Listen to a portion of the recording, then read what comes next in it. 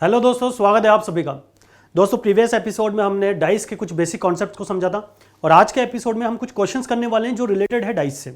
तो आइए स्टार्ट करते हैं। सबसे पहला क्वेश्चन हमारा, which number will appear on the face opposite to the face with number 3। आपको बताना है कि 3 के अपोजिट कौन सा नंबर होगा।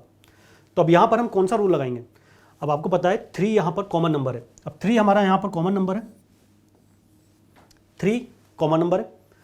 तो 3 के अपोजिट 1, 5, 2 और 6, 1, 5, 2, 6 कभी भी नहीं हो सकते।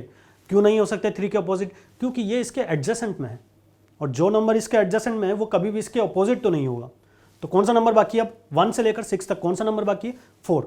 तो 3 के अपोजिट क्या होगा यहाँ पर?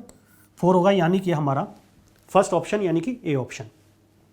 अब उसके बाद next question, which number will appear on the face opposite to the face with number 1। आपको बताना है इस डाइस में कि 1 के अपोजिट कौन सा नंबर होगा।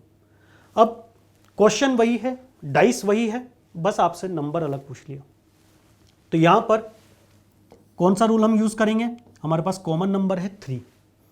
अब रूल कौन सा यूज करेंगे यहाँ पर? हम यहाँ पर रोटेशनल रूल का यूज करेंगे। आपके पास नंबर क्या है? 3 कॉमन है यहाँ पर। अब 3 से हम क्या करेंगे? स्टार्ट करेंगे क्लॉकवाइज मूवमेंट। जैसा कि मैंने आपको बताया था, रोटेशनल रूल में क्या करना है हमें? Clockwise movement. तो क्या हो जाएगा ये? 3, 5, 1। और यहाँ से क्लॉकवाइज मूवमेंट हम स्टार्ट करेंगे तो ये हो जाएगा 3, 6 और 2। और आपसे एग्जाम ने क्या पूछा है कि 1 के अपोजिट कौन सा नंबर होगा यहाँ पर? 1 के अपोजिट होगा यहाँ पर 2, यानी कि हमारा सेकेंड वाला ऑप्शन। अब 3 के अपोजिट तो 3 नहीं होगा, तो यहाँ पर 3 के अपोजिट क्या होगा? जो रिमेनिंग नंबर बाकी है 3 के अपोजिट होगा यहाँ पर 4। बट एग्जामिनर ने आपसे पूछा है कि 1 के अपोजिट क्या होगा, तो 1 के अपोजिट हो जाएगा यहाँ पर 2। नेक्स्ट क्वेश्चन देखते हैं, which face is opposite to face with alphabet B if 4 positions are given as below. अब यहाँ पर हमें डाइस के 4 पोजिशंस दे रखे हैं। अब आपको बताना है कि बी के अपोजिट कौन सा अल्फाबेट होगा। तो अब मान लीजिए इस 2 डाइस में से, यानी कि मैं किसी भी 2 डाइस को चूज कर लेता हूँ और उसमें कोई भी एक रूल यहाँ पर यूज करके मैं उसका आंसर निकाल दूंगा। जैसे मान लीजिए मुझे यहाँ पर दिख रहा है कि बी, सी, डी, यहाँ पर है सी, ई और डी। यहाँ पर सी और डी दोनों कॉमन लेटर्स हैं। सी और डी दोनों कॉमन लेटर्स हैं, तो रिमेनिंग लेटर्स हमेशा ऑपोजिट होंगे, यानी कि बी और ई आपस में ऑपोजिट होंगे। तो यहां पर क्या हो जाएगा हमारा आंसर? बी के अपोजिट हो जाएगा यहां पर ई। अगर आप इसको दूसरे रूल से भी करना चाहें तो उससे भी कर सकते हैं। जैसे मान लीजिए अगर मैं इसे यूज करता हूं एफ बी डी और ए सी बी में, तो अगर मुझे यहां पर रोटेशनल रूल लगाना है तो मैं क्या करूंगा? बी यहां पर कॉमन है, यहां पर भी बी कॉमन है। अब एफ और डी, एफ डी सी और ए ये कभी भी इसके ऑपोजिट तो नहीं होंगे, यानी कि बी के अपोजिट ये चारों लेटर्स में से कोई भी नहीं होगा। तो कौन सा होगा फिर? ए की लेटर बाकी है, बी के अपोजिट क्या होगा यहाँ पर? ई होगा। तो बी के अपोजिट कौन सा लेटर आ गया? ई आ गया। तो अब कोई सा भी रूल लगाएं, आंसर हमेशा वही आएगा। नेक्स्ट क्वेश्चन देखते हैं यहाँ पर, 2 position of dice are shown below, how many points will be on the top when 2 points are at the bottom. तो सीधी सी बात है, आपसे यहाँ पूछा गया कि 2 के अपोजिट क्या होगा। यहाँ पर आपको डाइस दी गई है, अब 2 के अपोजिट फाइंड आउट करना है हमें। तो यहाँ पर सबसे पहले हम क्या देखते हैं? सबसे पहले हमें ये देखना है कि कौन सा नंबर, यानी कि कितने डॉट्स यहाँ पर कॉमन है। तो कॉमन क्या है यहाँ पर? 3। और आपसे पूछा किसके बारे में गया है? 2 के बारे में गया है। तो इसका मतलब अब यहाँ पर रोटेशनल रूल लगेगा। अगर आपसे 3 के बारे में पूछा जाता कि 3 के अपोजिट क्या होगा, तब तो आप एडजेसेंट रूल लगा के बता देते कि 2 नहीं होगा, 6 नहीं होगा, 1 भी नहीं होगा, 5 भी नहीं होगा। बट यहाँ पर आपसे 3 के बारे में नहीं पूछा गया, यहाँ पर आपसे 2 के बारे में पूछा गया है कि 2 डॉट्स के अपोजिट कितने डॉट्स होंगे। तो अब क्या करेंगे? यहाँ पर वापस से हम लोग क्लॉकवाइज मूवमेंट, यानी कि क्लॉकवाइज मूवमेंट यूज करेंगे। तो 3, 6 एंड 2, 3, 6, 2, 3, 5, 1, 3, 5, 1 क्लॉकवाइज मूवमेंट। तो क्लॉकवाइज मूवमेंट में क्या हुआ? यहाँ पर आपसे पूछा गया कि 2 के अपोजिट क्या होगा, तो 2 के अपोजिट है यहाँ पर 1, यानी कि फर्स्ट ऑप्शन। तो 2 के अपोजिट 1 और 3 के अपोजिट क्या होगा यहाँ पर? 4 होगा। नेक्स्ट क्वेश्चन देखते हैं, when the digit 6 is on the bottom then which number will be on its upper surface. तो सीधी सी बात है, आपसे पूछा गया है कि 6 के अपोजिट कौन सा नंबर होगा। तो सबसे पहले हमें क्या करना है कि कॉमन नंबर देखना है। कॉमन नंबर है 2। आपसे पूछा गया है कि 6 के अपोजिट क्या होगा, तो वापस है क्लॉकवाइज मूवमेंट यानी कि रोटेशनल रूल हम यूज करेंगे। 2 1 4 और यहां पर है 2 5 6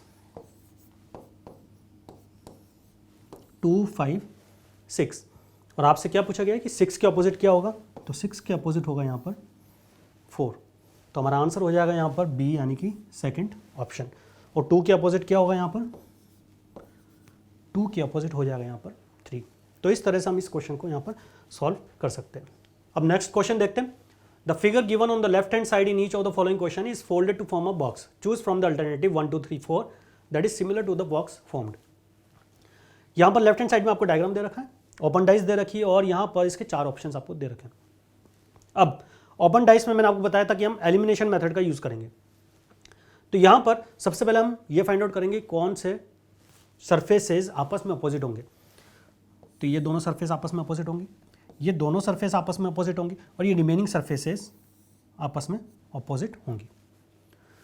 तो अब क्या पहला ऑप्शन इसका आंसर हो सकता है क्या, देख लेते हैं एक बार। डॉट और यहां पर 2 ब्लैंक सरफेसेस है, तो ऑब्वियस है ये हो सकता है। सेकंड वाला, कि ये दोनों 1 ब्लैंक सरफेस के अपोजिट हमेशा ये शेडेड वाला रीजन होगा। और यहां पर शेडेड वाले कितने रीजन है, सिर्फ 2 ही रीजन है और ये दोनों रीजन इसके अगल बगल में है।